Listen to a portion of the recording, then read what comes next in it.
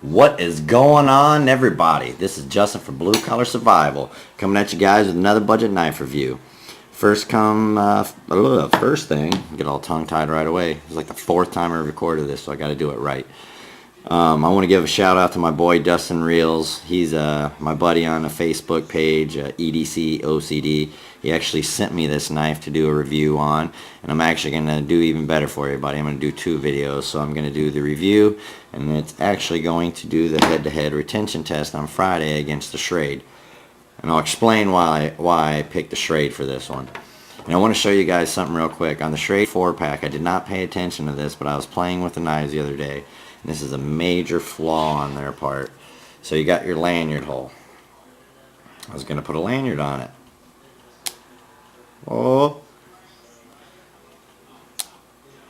So whatever, I want to know who was in charge of deciding that this was okay. But I guess, you know, it's a $5 knife, so. But still, that's one of those simple things that, how do you do, I mean, it's like putting the brake pedal crossing over the gas pedal. It's counterproductive. Anyway, guys, let's get back to this. So, today, I'll be reviewing the Gerber Air Ranger. And this is a knife that's actually designed by Bill Harsey Jr. If you don't know who he is, probably the one thing that sticks in my mind the most is he designed the Yarborough. The Yarborough is a fixed blade. It's a Reeves knife. He designed it, and the U.S. Army Special Forces gives it out to the graduates of their qualification course. And each one of the knives that each individual person gets, each individual knife has its own serial number that gets cataloged into the Special Forces operations cataloging. So I thought that was pretty cool. It's pretty neat that, you know, he designed something as prestige as that. I mean, if you receive the Yarborough in the Special Forces, you've done something right. So it's pretty cool. Alright guys, so let's get into this thing. Extremely lightweight knife, all aluminum handle, real nice CNC etching on there, like oversized pivot faces. The pocket clip, it is what it is. That's where it stays. And this thing has ridiculous tension. Dustin, you're going to have to loosen this thing up. I was taking it in and out of my pocket earlier, and it'll pull your pants all the way up. It'll give you a wedgie trying to take this thing out. Thumb stud open. Partial serration blade. Real nice lockup on there. Centering is a little off, but I mean, almost a lot of knives you get are like that. A little adjustment. I really like the feel of it, like the look of it, like the weight of it. The only thing I'm not a huge fan of, fit and finish is beautiful on this knife. I'd like to mention before I go any further.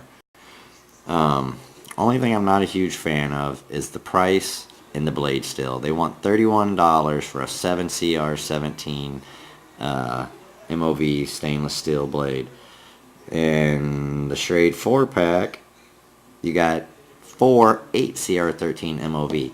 Now, before I try to say that it's any better, now I know it also depends on companies and how they harden their steel. So maybe Gerber hardens their steel better than Schrade does, and that's why I'm doing the test, these two knives with the edge retention test. I want to see if Gerber's lower grade steel performs better than Schrade's higher grade, because maybe Schrade does a horse crap job of hardening their steel, so you end up with like a 5CR in all honesty. Only real gripe about this here, like I said, $31 on Amazon. I'm not willing to pay that price. He didn't pay full price. He got a deal on it, so he kind of made out. But I think you're paying for the name. You know, you're paying for the Gerber name, and you're paying for the designer name on this. I like that it has partial serrations. I would probably use it for a fishing knife. I like partial serrations when I go fishing.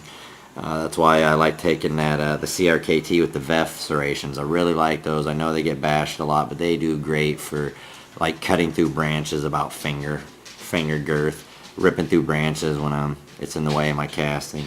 But I like that, and it's easy to cut line with the serrations and stuff. like I said, I think it's 3¼ inch drop point.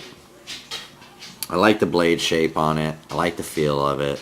I mean, even if you had bigger hands, it would still be comfortable in your hand. It's kind of a classy knife the way it looks. You know, it's just so clean with everything. It's a real classy knife. I guess just not one for me. Like I said, it's just that price for steel kind of throws me off.